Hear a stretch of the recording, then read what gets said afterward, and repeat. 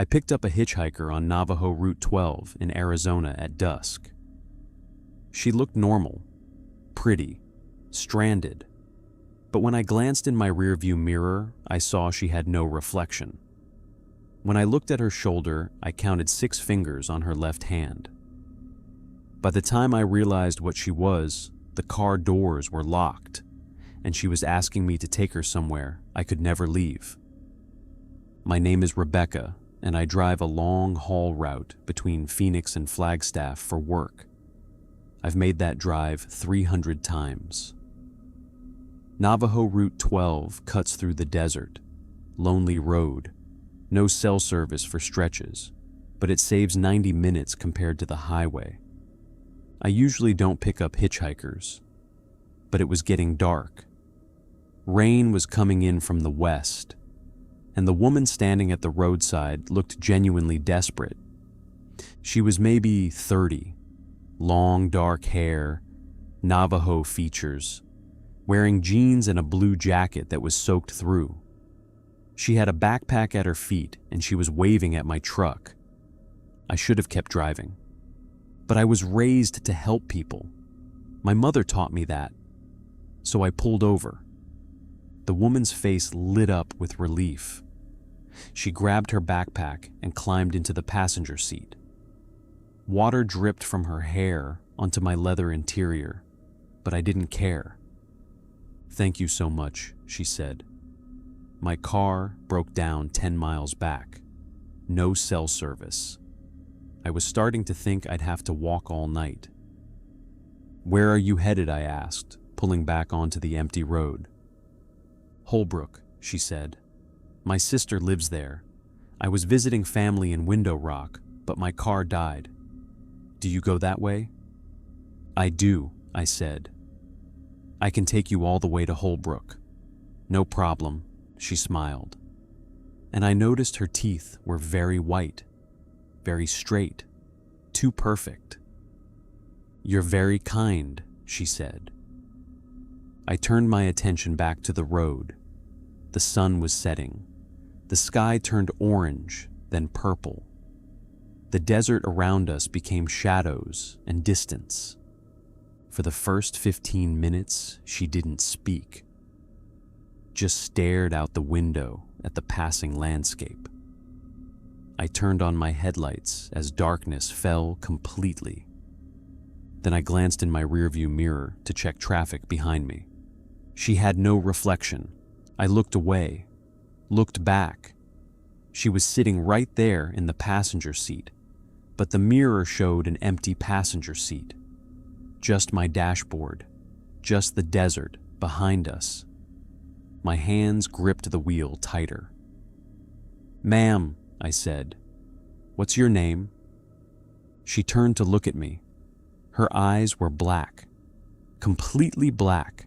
No whites, no pupils, just black holes where eyes should be. "My name is Sarah," she said. Her voice was different now, layered, like multiple people speaking at once. I wanted to pull over, wanted to stop the truck and kick her out, but something made me keep driving. Fear, maybe, or the strange certainty that if I stopped, something worse would happen. I kept my eyes on the road, refused to look at her. "How much longer to Holbrook?" she asked. "About 90 minutes, I said, my voice steady, though inside I was screaming. "I see," she said. "I was hoping for more time with you, actually. It's been so long since I've had anyone to talk to, since I've been close to someone alive." I didn't respond, just drove faster. The speedometer crept to 75 miles per hour. The road was empty. No other cars. No lights except my headlights cutting through the darkness. We were completely alone in the desert. Then I felt her hand on my shoulder. "Rebecca," she whispered. She knew my name. I hadn't told her my name. I jerked away from her touch, glanced at her hand on the seat beside me. It had 6 fingers. The hand was pale, translucent. I could see the bones underneath. The fingernails were long, black, but there were definitely 6 of them, 6 fingers on a human hand. I looked at her other hand resting on her lap. 6 fingers. "What are you?" I whispered. The thing that looked like Sarah smiled wider than any human face should smile. What am I? That is a funny question. I am what your people call a skinwalker, though that word does not mean what you think it means. We do not walk in skins. We wear them. We become them. I chose this one because I thought it would make you comfortable. But I can wear other shapes if you prefer. Her face began to change. The features shifted like looking at something underwater. For a moment, I saw something else. Something with too many joints in its limbs. Too many eyes arranged in a circle around where a face should be. Then she was back to normal. Sarah again. "Stop the car," I said.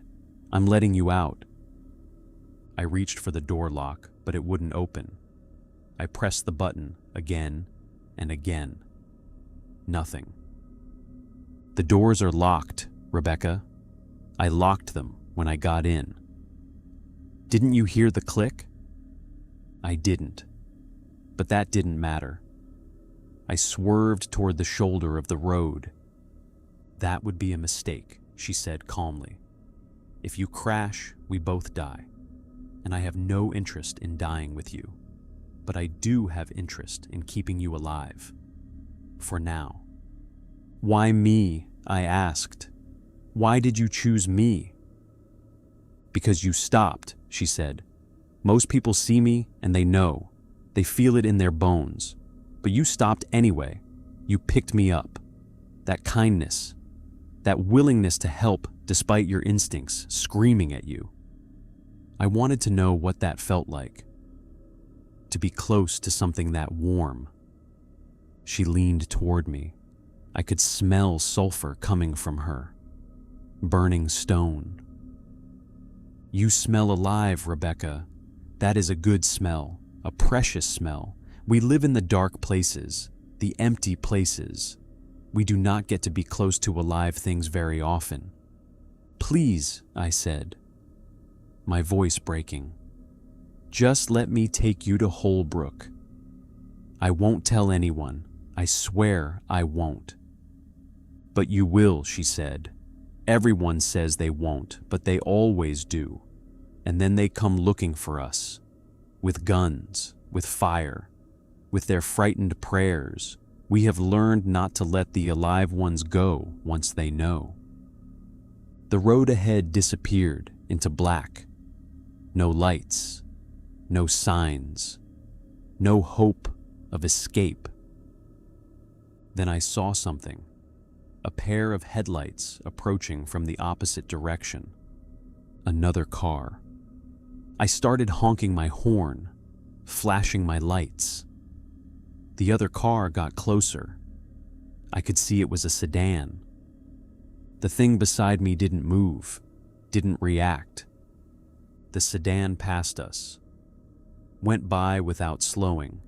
The driver never looked at us. "They cannot see me, Rebecca," the skinwalker said. "When I do not want to be seen, I am invisible." That car just passed an empty truck with a crazy woman alone behind the wheel, honking at nothing. I kept driving. Hours passed. We left Navajo Route 12 and somehow ended up on roads I didn't recognize. Roads that didn't exist on my GPS. The landscape changed. The desert became something else. Red rocks towering above us. Stars so thick they turned the sky white. "Where are we?" I asked. "Somewhere between places," she said. "A place where the rules are different. My place. Our place." The road ended at a canyon, a massive chasm carved into the earth. and at the edge of the canyon were buildings, structures carved into the rock face, impossible architecture, and in the canyon below movement, shapes, things that should not exist. "We are here," she said. "Welcome to where we live." I looked at my truck's dashboard. The clock read 3:17 a.m. We had been driving for 7 hours, but the sun was setting again, purple light bathing the impossible landscape. "Time works differently here, Rebecca. You will get used to it. We will teach you. We will show you how to wear skins, how to hunger the way we hunger, how to live in the between spaces. I don't know how long I've been here. Days, months, years. Time doesn't work right anymore." I tried to escape once, climbed out of the canyon, found a road, started driving. But every road led back here. Every direction led back to the canyon, to the buildings carved in stone, to the others.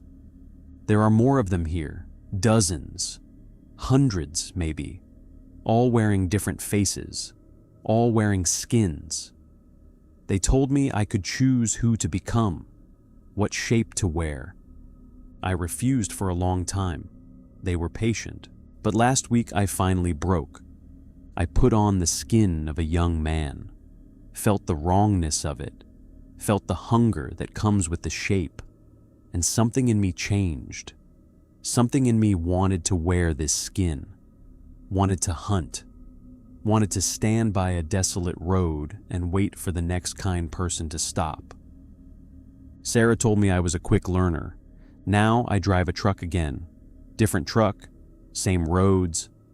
I pick up hitchhikers just like I used to, but now I understand what I'm doing. Now I feel the hunger, the need for closeness to something alive. If you drive Navajo Route 12 and you see a hitchhiker, if they look stranded and desperate, if your instincts scream at you to keep driving, listen to those instincts, because I am the one standing by the road now, and I am very hungry. I uploaded this story to the internet thinking maybe someone would believe me, thinking maybe the act of confession would break whatever spell holds me here. It didn't. But something else happened. People started reaching out, telling me their own stories, other drivers, other people who picked up hitchhikers on desolate roads, other people who noticed something wrong, no reflections in mirrors, too many fingers on a hand, voices that sounded like multiple people speaking at once. And the worst part, the thing that terrifies me most, some of them are still alive, still driving, still picking up hitchhikers, but others have gone silent. Their messages stop mid-sentence. They stop responding to emails. I think they've accepted it, like I did. I think they've put on the skins and started hunting. Last night, Sarah came to me. She said it was time for me to wear a new shape. Time for me to be something that didn't used to be human at all. I could feel the skin of my human form starting to loosen. Like clothes I was about to take off.